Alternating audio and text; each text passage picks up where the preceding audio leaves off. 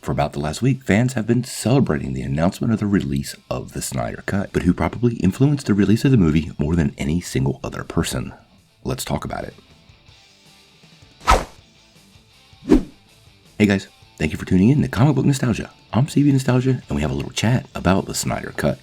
But first, I wanted to remind everybody, if you're looking for your place for all your comic book news, rumors, and reviews, all while looking for the best and positive in all the characters we love, make sure you hit that like button and press subscribe.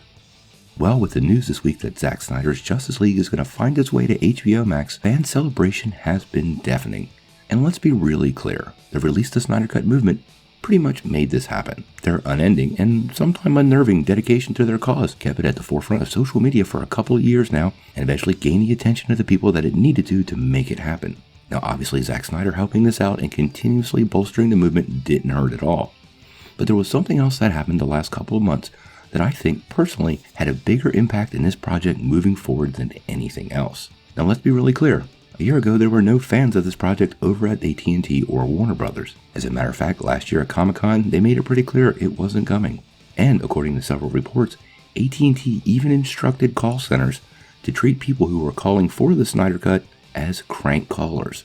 This means they wouldn't even be recorded in statistics. Their voice would never be heard. They were treating the movement pretty much like a joke. So, fast forward to now, what has changed?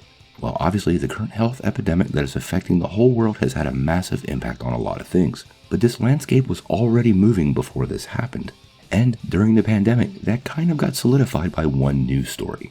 Now, again, before we dig down this hole, I want to point out, none of this would have happened without the fan support. And we'll get to that in a second. But companies like Warner Brothers do this for a reason. That would be money.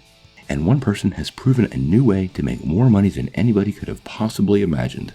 And that would be Bob Iger. Now, before all of you people come to my house and threaten to burn it down, hear me out. Bob Iger in no way, shape, or form has helped or perpetuated Zack Snyder's work from getting out to the world. He doesn't get any credit there. That belongs to Zack. That belongs to the fans.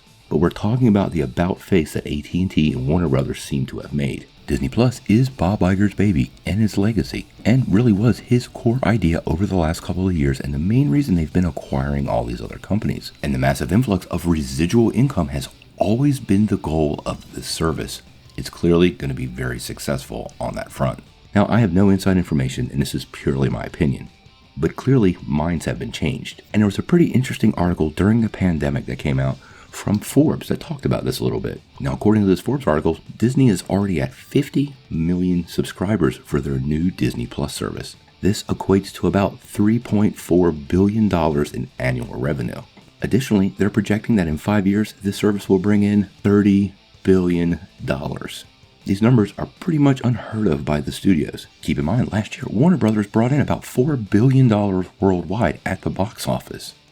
Now we say only $4 billion, but this year, on the very first year, Disney Plus will do almost 3.5, and that money is not split with theaters, distributors, and everybody else along the food chain. I highly suspect that people at Warner Brothers had a quick peek at an early look at those numbers from Disney and realized how big a service like this really is going to be. The reinvigoration of that revenue probably caused them to look to something that would give them a big win, and what project would be bigger or create more hype than Zack Snyder's Justice League.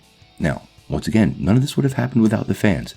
This is the classic how you get a job sort of thing. You show up at the company every day, bug them, try to get the job, put in the applications, and one day when they have that need, maybe somebody gets fired, maybe there's an expansion, you're right there. And the fans made sure that WB never forgot about this film. Had they not put in all the work that was done, there's no way it would have been remembered, and something else would be taking this high hype focused slot for Warner Brothers and HBOMax. Also, this is a great example how when one person has success, it can be good for somebody else. Warner Brothers, looking at the risks that Disney took and making their own calculated risks based on their success, is going to work out great for us fans. With the prime example being the Snyder Cut, or maybe even some of this other great stuff coming to the service like Justice League Dark or the Green Lantern. What do you guys think? Do you feel like the success of Disney Plus played directly into Warner Brothers and AT&T making a 180-degree turn from just a year ago and deciding to finally release the Snyder Cut? Tell me what you think in the comments below. If you like this video, make sure you press like, click subscribe, and if you don't ring that bell, you won't get any updates. Peace.